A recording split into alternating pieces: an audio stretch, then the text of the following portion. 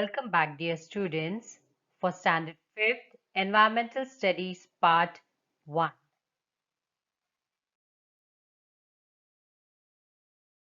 So, we will be continuing with chapter number 3, The Earth and Its Living World. This is module 2. My name is Ms. Jagjit Kaur.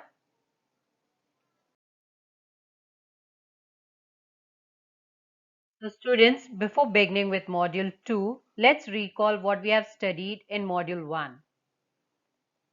So, we studied that the Earth comprises of three main envelopes, that is land, lithosphere, water, hydrosphere, and air, atmosphere. The Earth's crust and a small hard portion of the layer under it is called the lithosphere. About one-third of the Earth's surface is occupied by land, while about two-thirds is covered by water.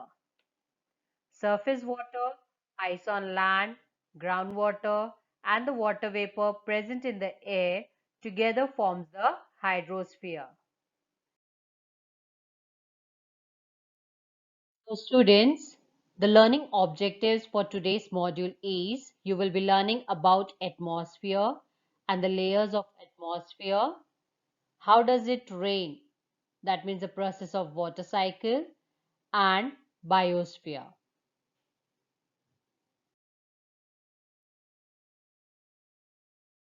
Now students, let's learn about atmosphere.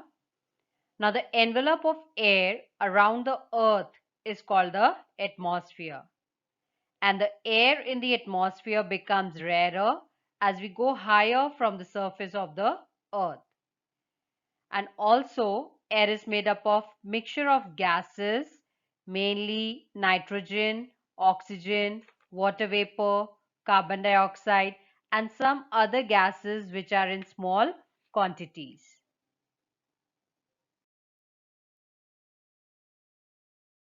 Now students, let's learn about layers of atmosphere. Earth's atmosphere has a series of layers, each with its own specific traits.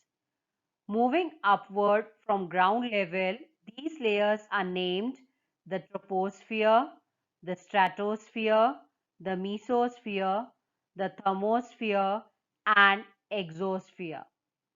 And students, thermosphere is also known as ionosphere.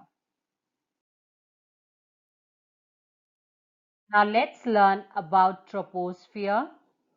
Now students, this layer extends from Earth's surface to a height of about 13 kilometer. That means this is the Earth's surface. So from the Earth's surface, troposphere extends to a height of 13 kilometer. Now there is a continuous change of conditions in the troposphere. This affects the living world to a great extent. Air nearest to the Earth's surface is hotter. However, as we go higher in the troposphere, the air becomes cooler. Almost all the water vapor is present in the troposphere. Thus, all weather related phenomena such as cloud formation, fog, rain, winds, and storms take place in this layer. Now, aeroplanes fly in the higher parts of troposphere. Since the air is very rare in such regions, therefore arrangements have to be made to ensure that passengers get enough air for breathing. And students, take a note that the troposphere extends 8 to 14.5 kilometer above the Earth's atmosphere.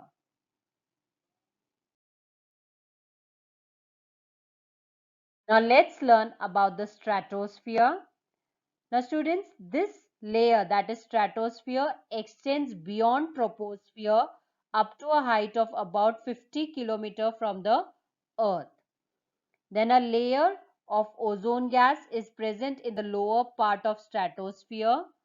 The ozone layer absorbs the harmful ultraviolet rays coming from the sun. Thus, it protects the living world.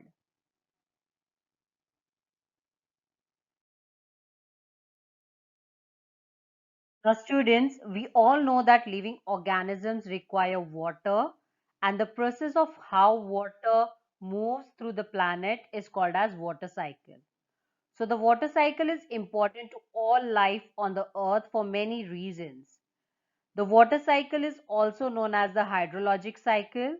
It is the continuous movement of water from the earth's surface to the atmosphere and then back to the ground. It is a continuous process, hence it does not have a starting or an ending point. Thus, the water present on earth has been in circulation since the evolution of the earth. Water goes through all the three states, that is solid, liquid and gas, in this process. And the water cycle involves four steps, that is evaporation, condensation, precipitation, collection, runoff. So students, now let us see how does it rain and which are the processes involved in rain. Now students, let us understand with the first process of water cycle, that is evaporation. It is a process of transformation of water from liquid to the gaseous state. Water from Earth's surface evaporates and turns into vapor.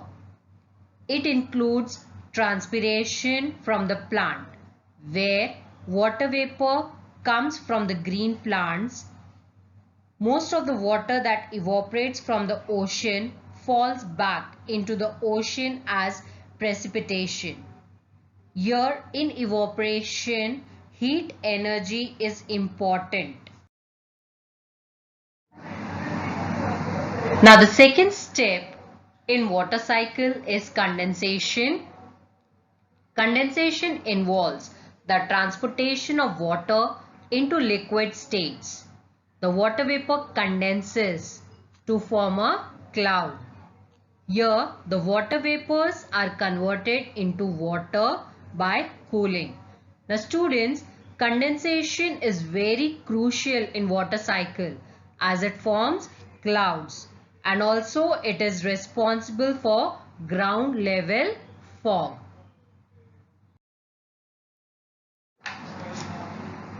The third step in water cycle is precipitation.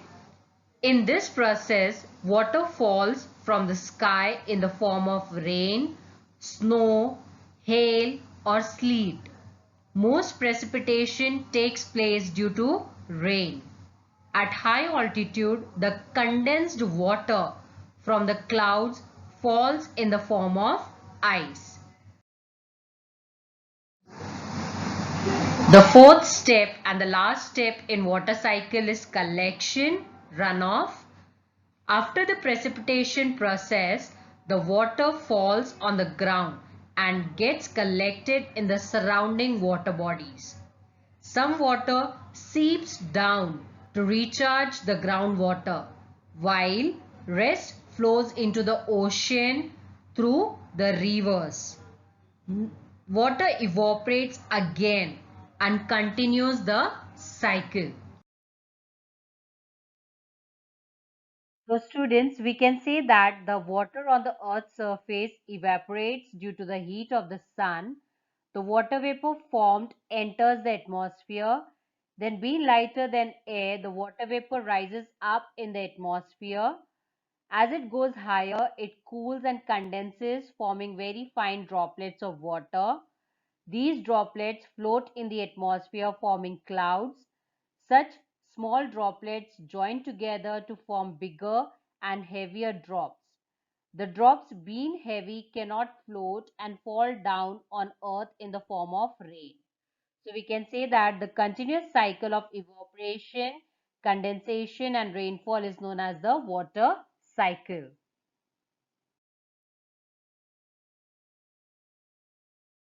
Now students, what is biosphere? So we can see that there are innumerable kinds of living things on the earth. The various regions of the earth differ in many ways. Some regions are always covered with ice, while others have a hot climate. There are mountains in some places and plains in others. Some places have a lot of rainfall, while others are dry deserts. There are salty seas and oceans and also freshwater lakes. The ocean is shallow near the coast, but away from the coastline, the ocean can be several kilometers deep. So we can say that the living things like plants, animals, and microorganisms exist in the lithosphere, hydrosphere, and atmosphere. These living things, along with the parts they occupy together, form the biosphere. Now, even students, we see a great variety in the living things that inhabit these different regions. Like, for example, the polar bear is seen only in the snowbound polar regions. Zebras are found in Africa, and kangaroos are found only in Australia. These animals are not found in any other regions.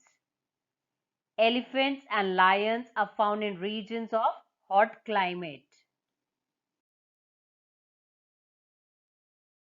Students, even plants in all these different regions also show a great variety. This variety is characteristic of those different regions like grasslands, aquatic plants, desert plants, etc.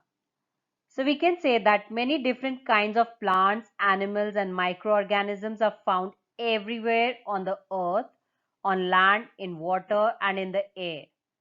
Living things exist in the lithosphere, hydrosphere, and atmosphere. They also interact with these spheres.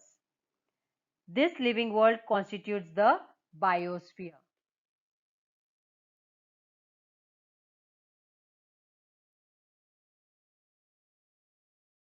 Now, students, let us summarize what we have learned in this module. We learned that the envelope of air around the earth is called the atmosphere.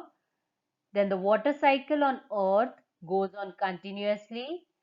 The cyclic movement of water from the atmosphere to the earth and back to the atmosphere through various processes is called as water cycle. Then there are four steps in water cycle, that is evaporation, condensation, precipitation, and collection.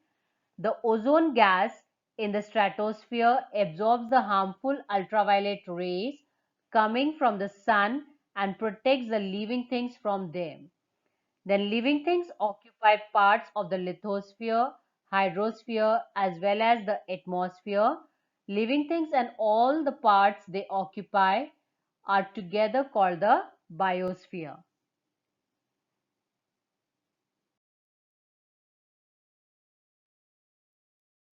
Now, students, let us do the exercise. The first question is, what's the solution? The question is, dark patches appear on the skin after exposure to the sun. Now, why the dark patches comes or appears on the skin when we are exposed to the sun? It is because overexposure to the sun causes burning sensation to our skin. As a result, dark patches appear on the skin. Now, this can be avoided by taking some preventive measures such as wearing sunglasses, hats, etc., or carrying an umbrella while going out on a hot sunny day. Then by applying sunscreen lotion, by avoiding the use of black colored clothes, by avoiding the use of clothes made from synthetic fiber and instead wearing cotton clothes.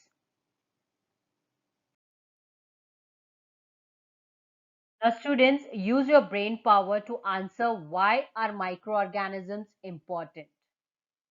Yes, microorganisms are important as they help to decompose the dead plants and animals. Due to the process of decomposition, the soil becomes fertile. Certain microorganisms that are present in our intestine help to digest the food properly. Microorganisms are widely used in the food industry. For example, yeast is used in the production of bread, etc. Thus, we can say that microorganisms are very important organisms on the earth. Now, students, here you have to label the given diagram. The diagram is given to you and the alphabets are given, that is A, B, C, D, E. So, you have to answer these boxes that which sphere it is. So we can just have a revision, that is A is troposphere, then stratosphere, B, C is mesosphere, D is ionosphere or thermosphere, and E is exosphere. Now students, the next question is also to label the given diagram with respect to water cycle. Now here you have to mention the process of the water cycle, the 4 steps in the water cycle. So here A is evaporation, B is condensation, C is precipitation, and D collection runoff. Thank you, dear students.